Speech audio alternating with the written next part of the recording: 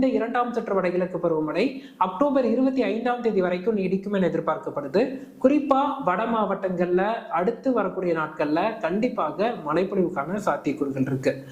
சரி, சென்னைக்கு இனிமே கனமழைக்கான வாய்ப்புகள் இல்லையா அப்படின்னா, இன்று தற்போது நிலவக்கூடிய இந்த தீவிர காற்றழுத்த தாழ்வு பகுதி இன்று இரவு நமக்கு கடல் பகுதி நோக்கி நகரும் என எதிர்பார்க்கப்படுது. இந்த தாழ்வு பகுதி கடல் பகுதி நோக்கி நகர்ந்து சென்னைக்கு அருகே மத்திய மேற்கு வங்கக்கடல் மற்றும் அதனை ஒட்டிய தென்மேற்கு வங்கக்கடல் பகுதிகளில் காற்று சுழற்சியாக வருகை தந்த பிறகு தமிழகத்தின் வட மாவட்டங்கள்ல மழைப்பொழிவின் தாக்கம் அதிகரிக்கும்.